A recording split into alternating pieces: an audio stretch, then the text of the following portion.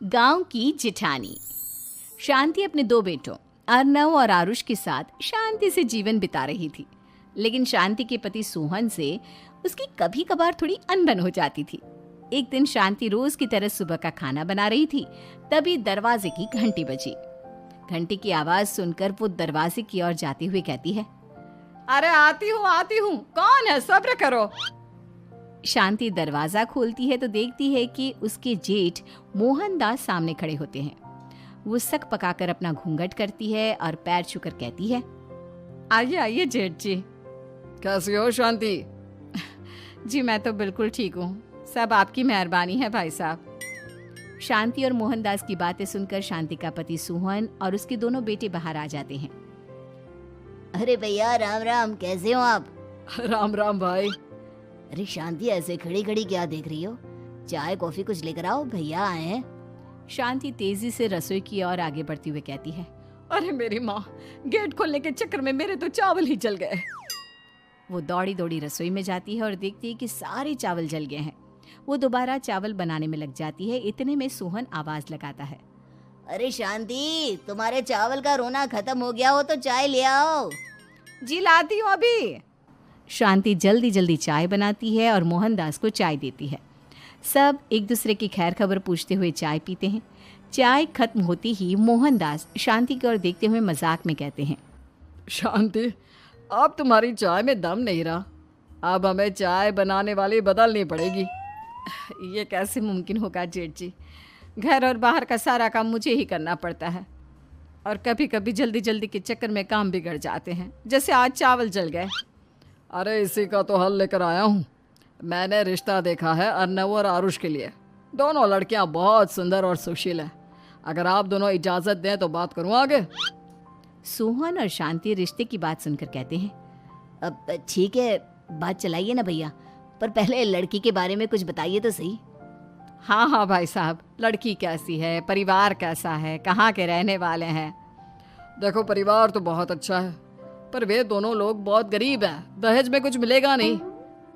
अरे हमें दहेज में कुछ चाहिए भी नहीं, बस लड़की संस्कारी होनी चाहिए। एक लड़की तो पढ़ी लिखी है और शहर की रहने वाली है, पर दूसरी अपनी गरीबी की वजह से पढ़ न सकी और गांव में रहती है। लेकिन दोनों है बहुत खूबसूरत।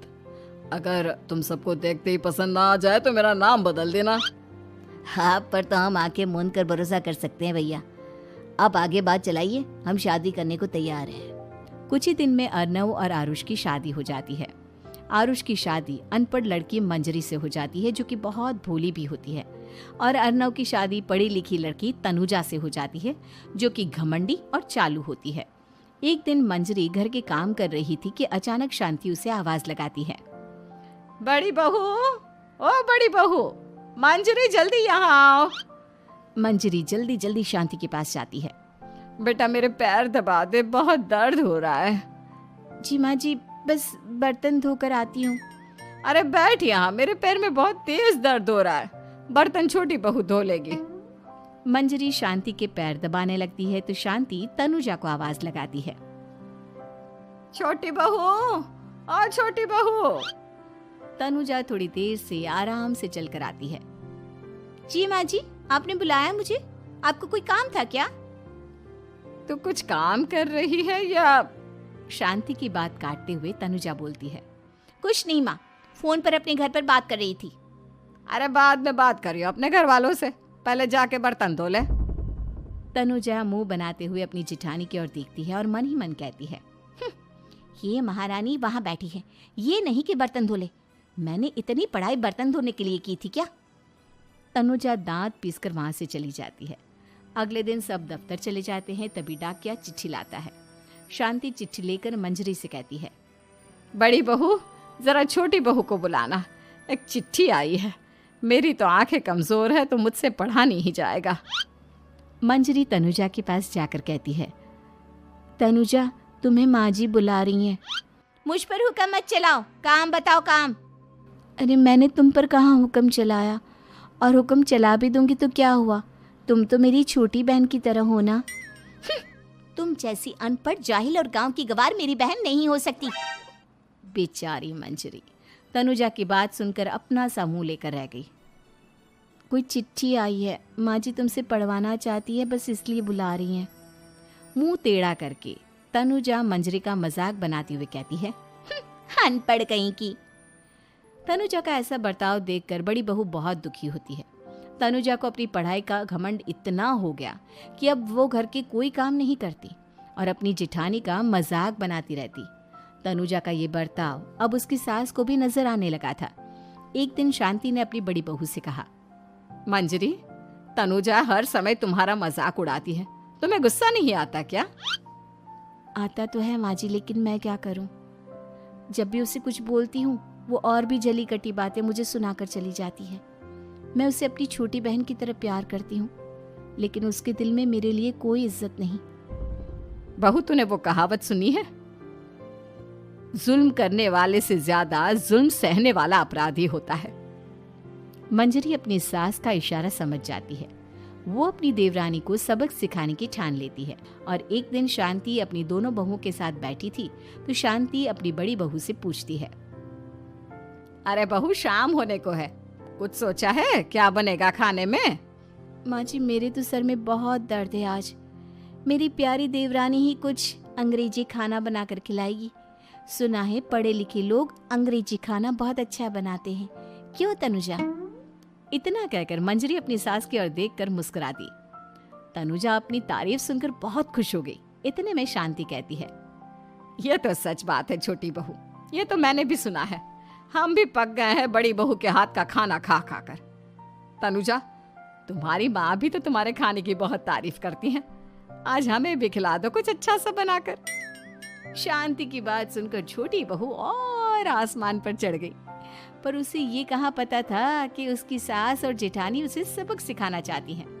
तनुजा अपनी तारीफ सुनकर खुश तो बहुत होती है, पर सोचने लगती है, मुझे तो कैसा भी खाना बनाना नहीं आता। अब मैं क्या करूंगी? अगर मैंने इनको सच बता दिया तो मेरी सारी इज्जत मिट्टी में मिल जाएगी। अरे छोटी बहू, क्या सोच रही हो? खिलाओगी ना अपने हाथ का अंग्रेजी खाना? छोटी बहू हाँ में सर हिला देती है। अचानक से उसके दिमाग में एक आइडिया आता है। मैं इंटरनेट से देखकर कुछ बना लेती हूँ, मेरी वाहवाही पूरे घर में हो जाएगी। मुझे कौन सा रोज रोज बनाना है। माँ जी, आज आप सबको ऐसा खाना खिलाऊंगी कि। इतने में शांति छोटी बहू की टांग खींचते हुए कहती है कि पता नहीं कैसा खाना खिलाओगी।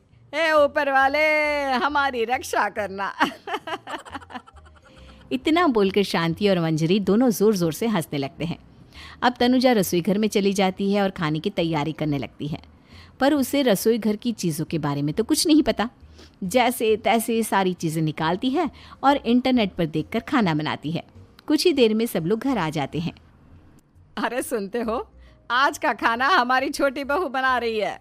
अरे वाह, आज तो फिर कुछ अंग्रेजी खाना खाने को मिलेगा। कुछ ही देर में खाना बन जाता है तो छोटी बहू सबका खाना लगा देती है। इतने में बड़ी बहू कहती है, क्या बात है देवरानी जी, आज तो बहुत अच्छी खुशबू आ रही है। ये बात तो सही कही बड़ी बहू तूने, खुशबू तो अच्छी है। ऐसी खुशबू तो मेरे खाने में भी नहीं आती। सब मिलकर छोटी बहू की बहुत तारीफ करते हैं और छोटी बहू 7वें आसमान पर बैठ जाती है। अब सभी खाना खाते हैं। जल्दी जल्दी दो, अब तो मुंह में पानी आ रहा है। हाँ, मुझसे भी नहीं रुका जा रहा। जैसे ही सोहन एक निवाला खाता है तो उसकी आंखों से पानी आने लगता है। ये देखकर शांति सोहन से पूछती है, क्या हुआ जी, खाना इतना अच्छा बना है कि आंखों से पानी आ गया? सोहन चुप रहता है और धीरे धीरे से खाना शुरू कर देता है। इतने में सोहन छोटी बहू से कहता है, बेटी तुम भी तो खाओ, तुम क्यों रुकी हो? खाना सच में बहुत अच्छा है। ये कहकर सोहन जोर से हंस देता है। फिर सब खाना खाने लगते हैं, लेकिन खाने में नमक और मिर्च तेज हो गई थी।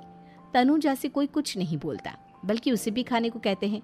जैसे ही छोटी बहू खाना खाती है वो पानी पानी कहकर चिल्लाती है, पानी, इसमें तो पानी।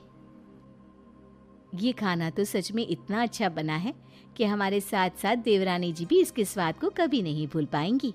सही कहा बहू। तनुजा को अपनी गलती का एहसास हुआ और उसने अपनी सास से कहा, माँ जी ये मेरी गलती नहीं है, इंटरनेट पर दिखाया था कि 4 चम्मच नमक और मिर्च डालने हैं। अब मंजरी को भी मौका मिल गया और उसने तनुजा पर तंज कसा। नाच न जाने आंगन टेढ़ा, हर जगह अपनी पढ़ाई दिखाती हो, दूसरों का मजाक उड़ाती हो। अब पता चला ना, हर चीज़ में पढ़ाई काम नहीं आती। और तुम तो शहर में रही हो, तुम्हें तो मुझसे भी अच्छा खाना बनाना आना चाहिए ना। बेटा, अगर तूने ठीक से सब सीखा होता तो आज तुझे शर्मिंदा नहीं होना पड़ता। बात शहर या गांव की नहीं होती। मंजरी गांव से आई है, लेकिन उसे घर का काम करना और खाना बनाना सब अच्छी तरह से आता है। तुम शहर में रही हो, तुमने ये सब क्यों नहीं सीखा? छोटी बहू सर नीचा कर सबसे माफ़ी मांगती है और बहुत शर्मिंदा होती है। दीदी मुझे माफ़ कर दो, मैंने आपको बहुत बुरा भला कहा, पर आपने मुझे हमेशा ही माफ़ किया। आज मुझे अपनी गलती का एहसास हो गया है। अब दोनों बहुएं मिलकर घर का काम करने लगी और एक दूसरे को अपने गुण बांटने लगी। मंजरी ने अपनी देवरानी को खाना बनाना और घर का काम करना सिखाया, वहीं तनुजा ने भी अपनी जिठानी को पढ़ना लिखना सिखाया। शांति और सोहन ऐसी बहुएं पाकर बहुत खुश थे।